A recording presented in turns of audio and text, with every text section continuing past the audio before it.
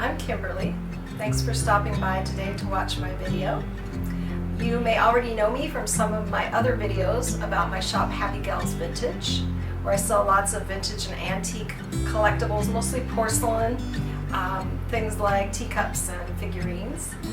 But today I'm going to talk about my other shops. I have two other shops. I'm an artist and I sell paintings and crystal jewelry, custom-made, handmade crystal jewelry like what I'm wearing right here. This is a piece that's available in my Elements 5 shop right now. And there'll be a link in the description to my other shops and Happy Gals Vintage as well. And a link if you're interested in this particular necklace, which is a Tree of Life pendant with an amethyst at the center. But today I'm really wanting to talk about my other shop, which is Crystal Wand Maker on Etsy, or crystalwands.net, just on the internet. And in that shop I make one-of-a-kind, custom, handmade clay and crystal wands. And they're really quite beautiful. There are lots of different styles in the shop, different lengths, with different crystal configurations. This is a really popular style that I do, which is just a chakra healing wand with a different crystal for each of the chakras. And well, every wand I make is unique, so I never make the exact same wand again, but I have made many different types of chakra wands. And I thought it would be fun to do a video that kind of talked about the process of how I make the crystal wands, because this is a process that I've sort of been honing and working with for a couple of years now, and got it down to a system that I think works really well. And you know, if there's anyone out there who is kind of artsy or craftsy and thinks it might be fun to try their hand at making their own wand, well, I thought it would be really a nice thing to do is just take you sort of step by step through my process to make things a little easier for you and make sure you get some nice results. And what I was thinking of doing was taking you step by step in how I made this little wand. It's also a chakra healing wand, so it has a stone for each of the chakras. So the tools that you would need to make a nice little wand like this one right here is you're going to probably need a ruler. Great. I use metal rulers, but any ruler 12 inches or so will work great. You're going to need a pair of garden snips, so something that can cut through a piece of wood like a dowel. Okay. And you're going to need some small wire cutters, or even if you have an old pair of scissors that you don't mind getting ruined by cutting wire with them, you could use old scissors. But a little tiny pair of jewelry wire snips, like from the craft store, works really great. And you could use these for other things later too if you do any other work with wire. You're going to need, unless you have really good eyes, you're going to need some kind of glasses, reading glasses or magnifying glasses, so that you can see what you're doing. You're going to need clay tools, so some kind of tools that you can use to work with the polymer clay. Okay. And you are also going to need hot pads. You're going to need some brushes, at least one brush for acrylic paint, with just a round brush. A number 6 is perfect, okay? But a number 8 or a number 4 would work okay too. And you will probably need Q-tips. They're not, you don't have to have them, but they just make one process in the wand of making the wand a little easier. You will also need some kind of a container for water for rinsing your brushes when you're painting. So I have this sort of water well that I use for cleaning my brushes that I got at the art store, but you don't need anything that fancy, just a jar or an old glass or an old mug that you won't use in the future for anything else. So it has to be dedicated to the process of using it to clean brushes from now on if you decide to do that. A palette of some kind, and this, you know, you could use an actual palette from the art store, or you could just use the top of an old plastic tub, like the lid from a Cool Whip container or something. It will work fine. As far as materials go for actually putting the wand, you know, the pieces that you're going to use to make the wand, you're going to want a dowel. Now you can get these at the hardware store for not very much. They're longer than this one, I think 5 feet or something when you get them.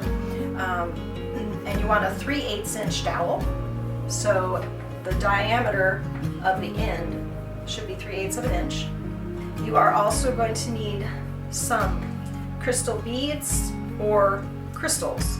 Now, with this particular wand, we're going to talk about crystals and crystal beads that already have a hole drilled through them, which makes it much easier to work with when you're first starting out than crystals that don't have any hole. Okay, so we are going to be working with crystals that actually have a hole drilled, and you'll see why as we get into the process. And there's a lot of different crystals that you can buy that are already drilled. These are some carnelians. This is amethyst that I have, red jasper. And you also should get some kind of a crystal point. And in this particular wand, we're using 2 crystal points, one on each end. And you know, I really like the clear quartz crystal points. So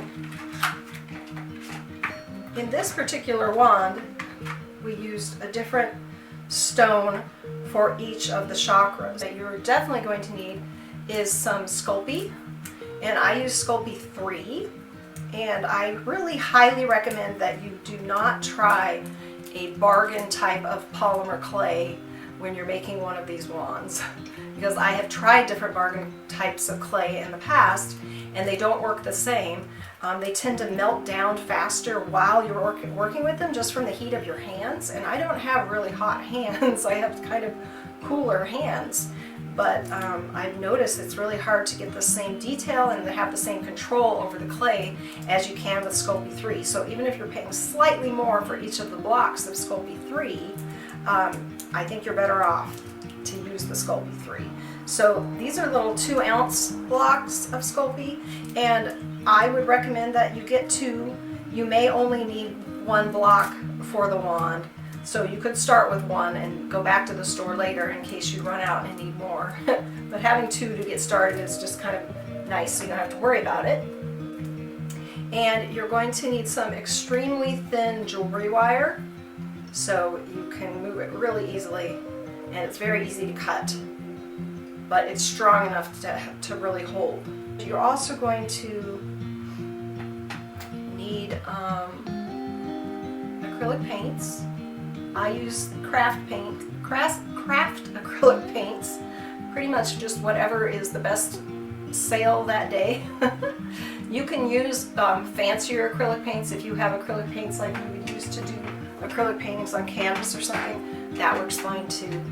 You can add in other materials as long as they aren't flammable and are heat resistant. So we'll talk about that a little later in the process of making the wand as well.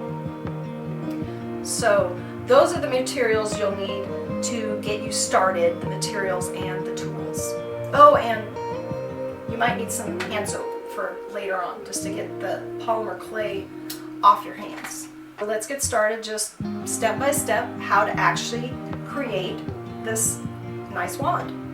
So the first step in making a crystal wand is you're going to lay out your ruler, and you're going to take the crystals that you're going to be working with, and you're just going to line them up in the configuration of how you want your wand to be.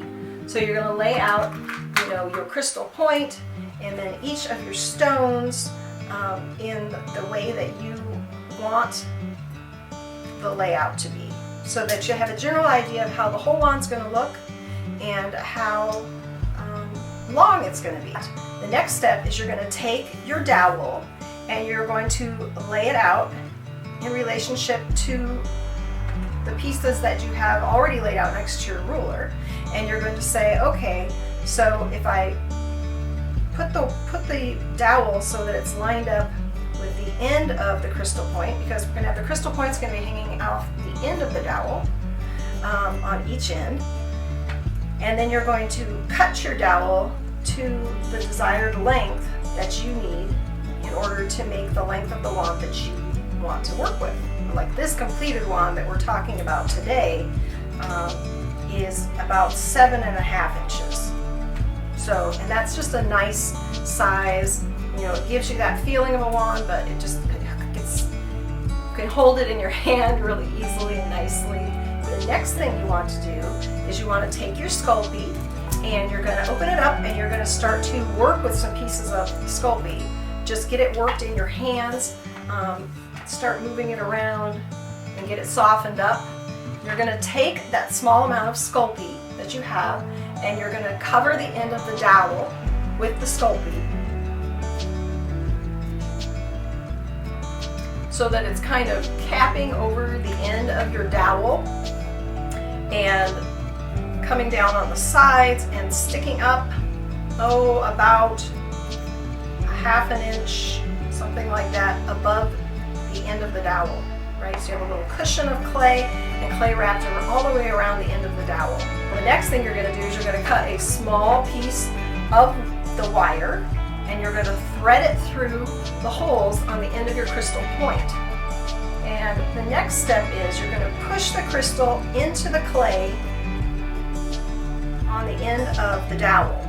And you're going to let the wire lay down on either side of the dowel and push that into the clay on either side as well, so that the crystal point is now sticking off the end of the dowel, but it's down into a little cushion of clay that's coming up around the sides, and that clay extends down onto the dowel.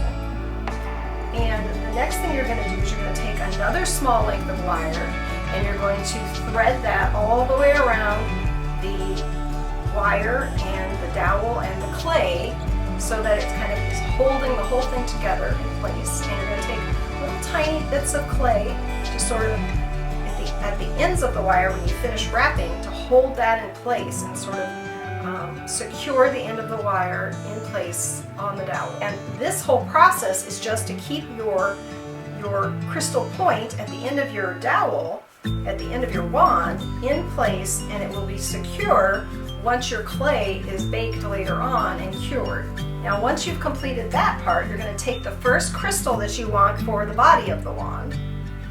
You're going to take wire again, you're going to thread it through the holes in your stone, your first stone, and you're going to place the stone, once the wire is through the stone, you're going to place the stone onto the clay that was already extending down, right, that you were using to secure your point.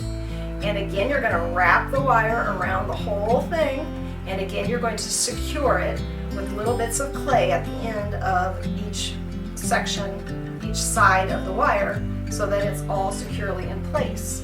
But the next thing you're going to do is you're going to take a little piece of the Sculpting and you're going to smooth it out, make it sort of like a long pancake shape, and you're going to push it onto the dowel, and that's going to be to hold your next stones in place as you wire them on to the dowel. The idea is that you want everything to be really securely connected to the dowel, and then the clay will be over the top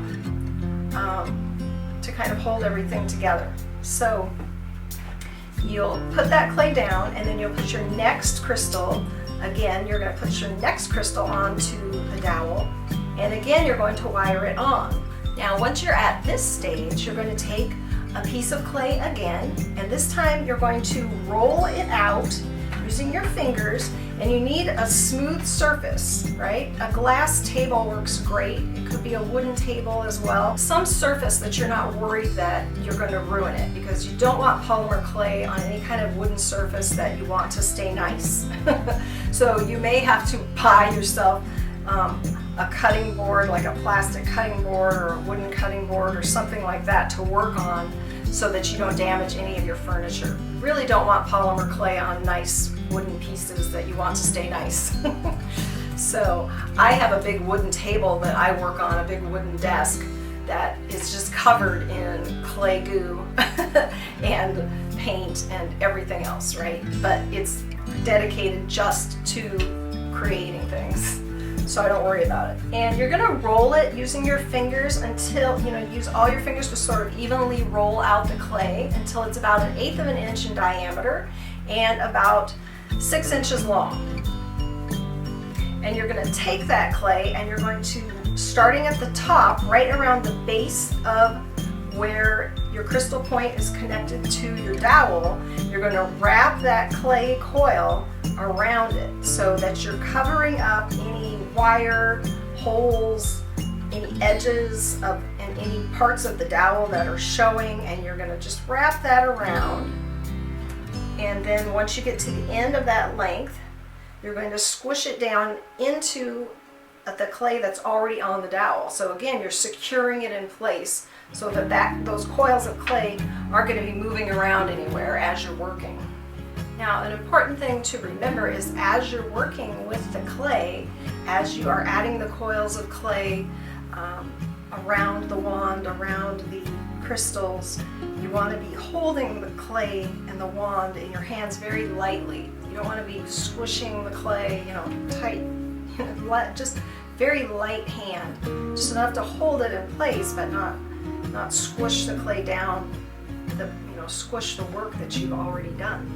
And you're going to continue to roll out small pieces of clay, about 6 inches at a time, and wrap them around. The reason you don't want to do a longer coil than that is the coils will tend to stretch by their own weight and get really thin in some spots, so it'll be thick in one spot, thin in another. You won't get as good of results with your final wand if you work that way. So you want to work in little bits at a time, securing each end as you go. And you don't want to add too many crystals at a time because it tends to get hard to kind of keep things in place as you're moving along.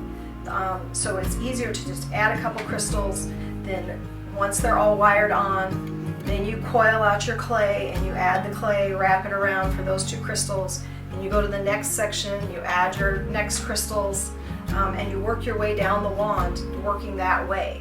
And then you add the coils around those crystals. It just works better. I have found from my own experience, I've made lots and lots of these wands, is that to work in sections that way. You just have more control over the process and you get a better end product.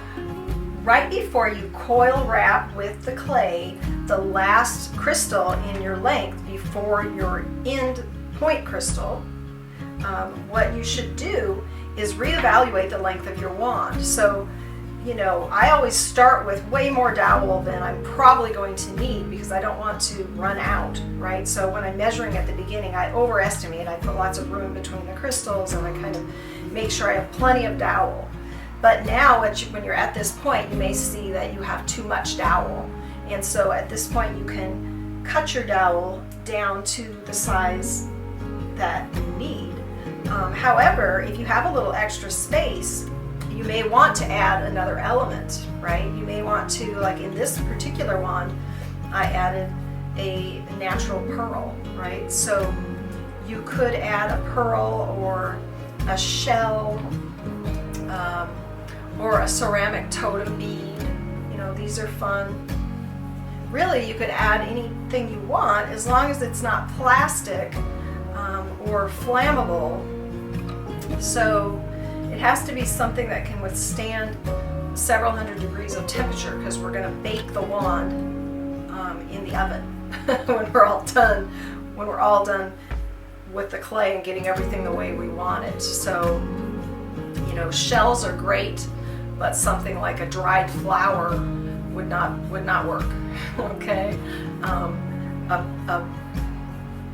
a glass bead could be beautiful. I do use glass beads sometimes in some of my wands as accent pieces, and that's great too. But a plastic bead is not good. Now, once you have added any other elements that you want after your crystals, and then you have cut your dowel to the correct length, then you're going to take your other crystal point and you're going to secure it onto the end of the wand just the same way you did at the very beginning, right? So you're going to take clay again, you're going to have it sort of around the end of the dowel, the little cushion at the end. you put your wire through the holes of your crystal point, and then you push the crystal point down into the clay cushion that you have at the end of the wand. You have your wires coming down on either side, also pushed into the clay.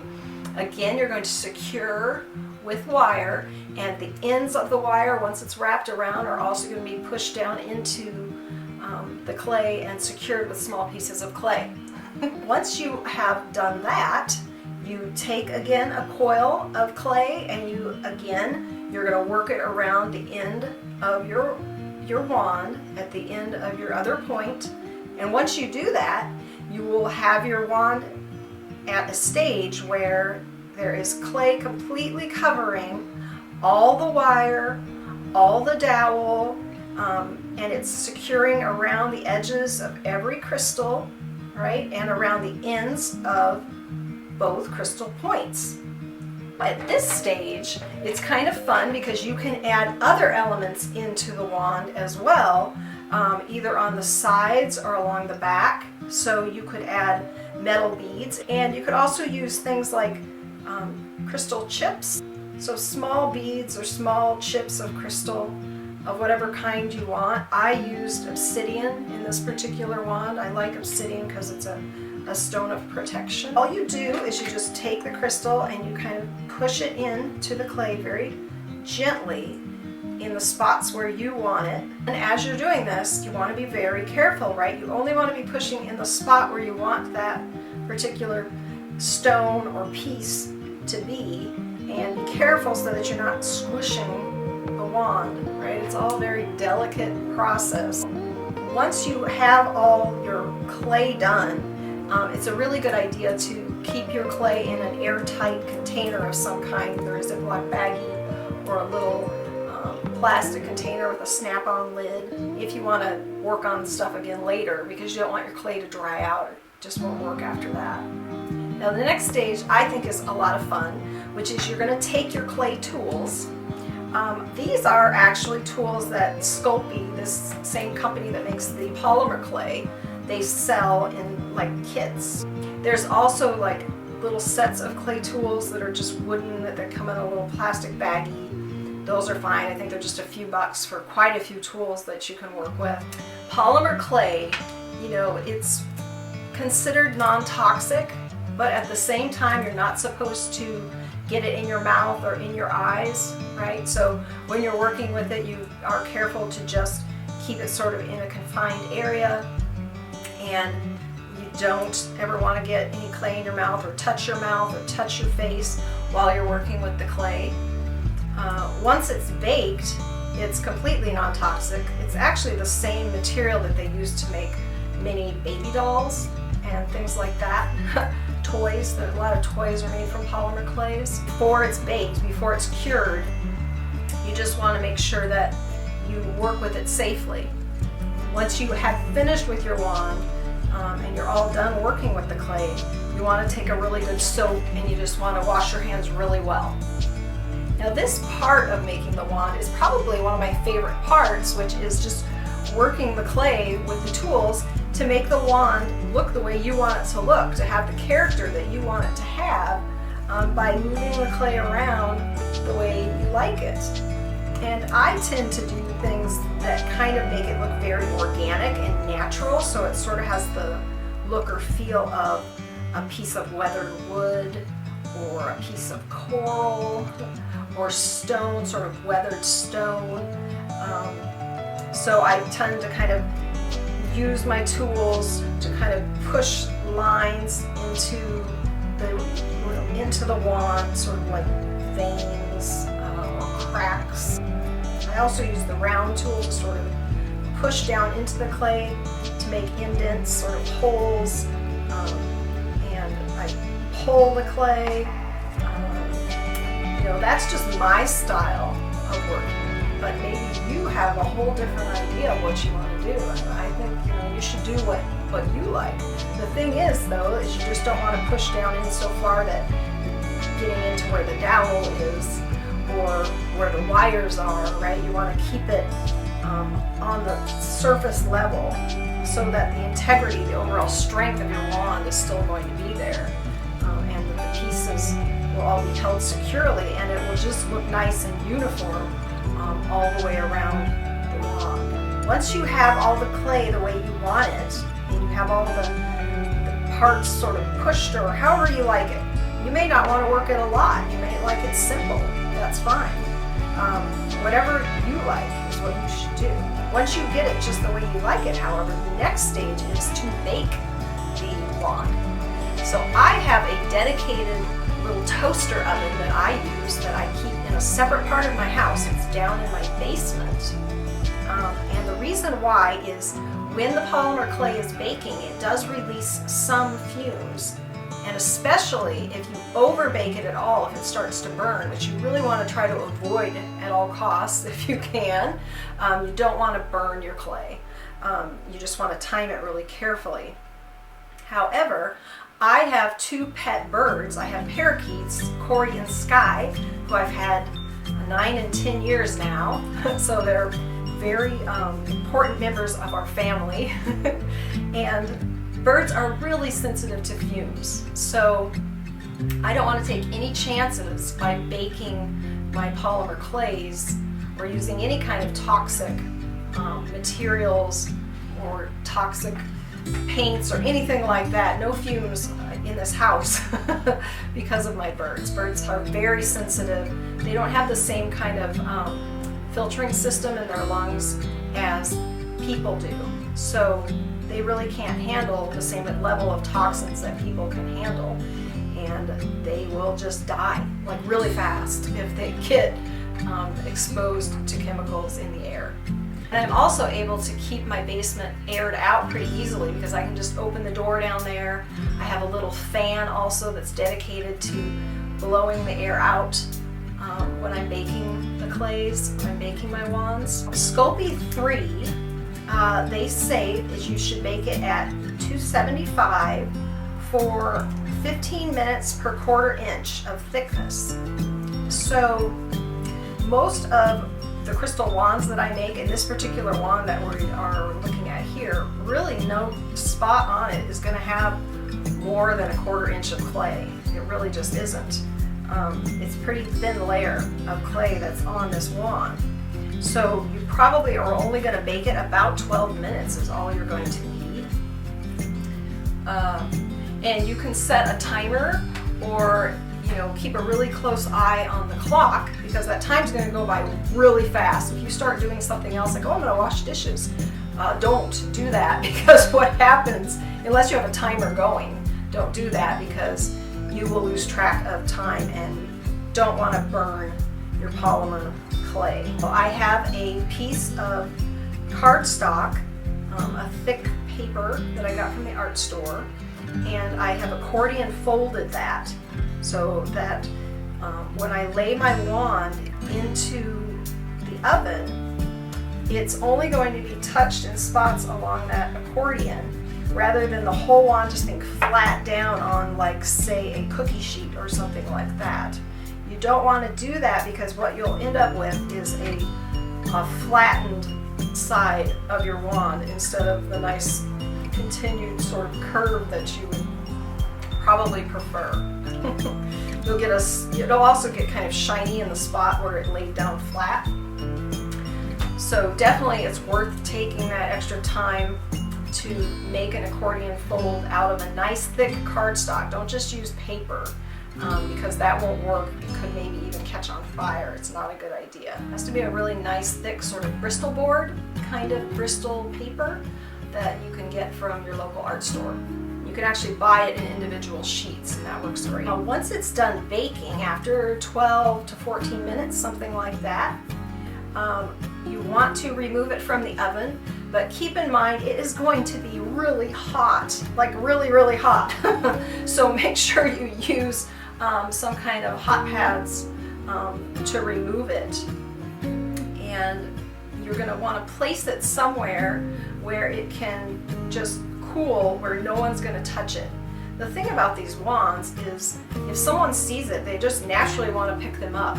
And so you don't want it out somewhere where somebody else in your family or a friend or somebody might accidentally pick it up while it's still hot, because it'll be really hot and it would burn you. And the crystals will be really, really hot. So put it somewhere where no one is going to touch it, or make sure everyone understands that they should never touch a wand that's just sitting out until they know for sure that it's cool.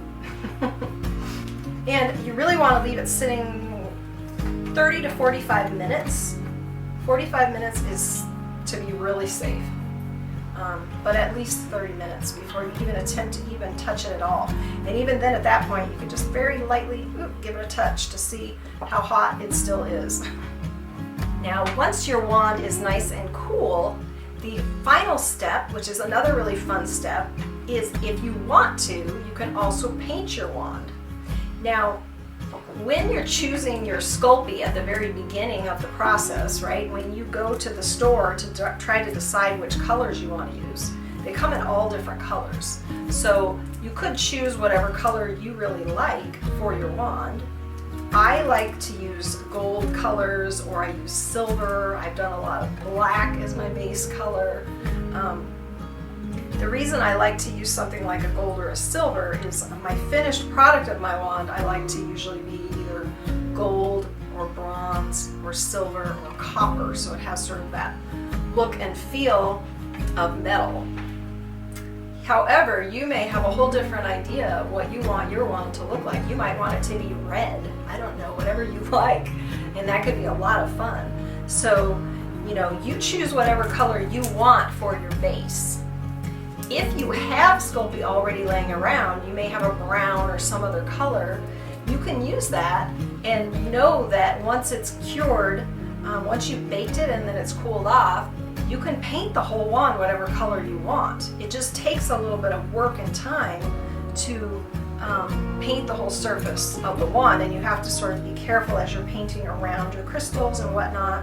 What I will usually do is I'll have one brush that is just dedicated to sort of cleaning up the mess from the other brush. So that means I'll maybe be painting with one wand, and then or painting with one brush, and then if I accidentally get it onto the crystal, I'll take a little water with my other brush to sort of wipe that away as I'm working. And that works really well. So you can paint the entire wand any color you want, or you can sort of leave the underlying color. Like here I used this same type of Sculpey, a sort of a golden, I don't know what the name of this particular one is, I can't find it. Anyway, it's gold. It's like an antique gold or something. And I kind of like that color as it is. And I did touch this one up, I think, with a bronze a little bit, sort of brushed it on really lightly over that gold so that the gold and the bronze kind of blended together. And then also you can take a blue, like a light blue or a light sort of a green, to get kind of a patina look. You know, when copper or other metals start to get older, they'll get sort of a bluish or greenish tint to them in certain places. So I kind of like that look because it makes it look like older metal. And you can just kind of use a Q-tip or a sponge brush, and you do sort of a dry brush technique, which means that you put the paint onto your palette and then you push your Q-tip or your sponge brush into the paint, and then you wipe off almost all the excess so that you just have a little bit of paint on your surface, and then you can dab it across in the spots where you want it on your wand. So it's not like a thick layer of paint at all, it's just a light, airy sort of brushing in spots as you like it. And that can be fun to do with a few different colors. On some of my wands I'll use 2 or 3 different colors and just in different spots sort of dab it and lightly brush it.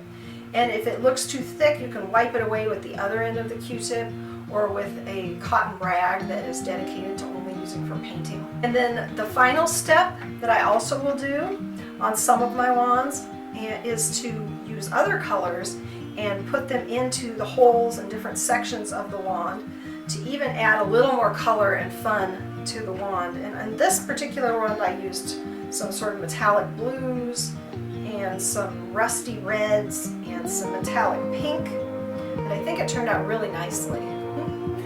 So, and all of these things that I do are just what I have developed and what my artistic sort of vision is for how I would like my wands to look. So you can really do whatever you like. But if you want a similar look to what I'm doing, that's how I achieve it. And then you just want to let the wand dry, and then once your wand is all dry, you are done, right? Once the paint is dry, and you have a really beautiful piece of art and a tool that you can use for chakra balancing and meditation and things along those lines. Now, if you are watching this video and you're thinking to yourself, that's all great, Kimberly, but I don't have time to do all that. Or I'm just not that crafty. Or something along those lines, you can still have a wand if you're interested, because I make lots of these wands.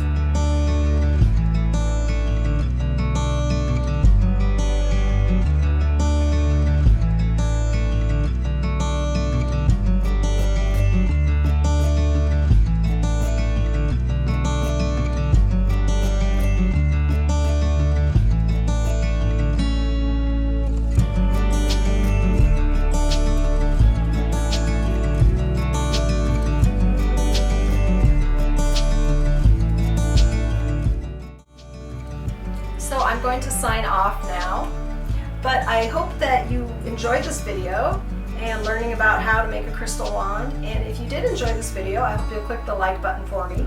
Please do subscribe to our channel and feel free to comment. And thank you again, and I hope you have a really great day.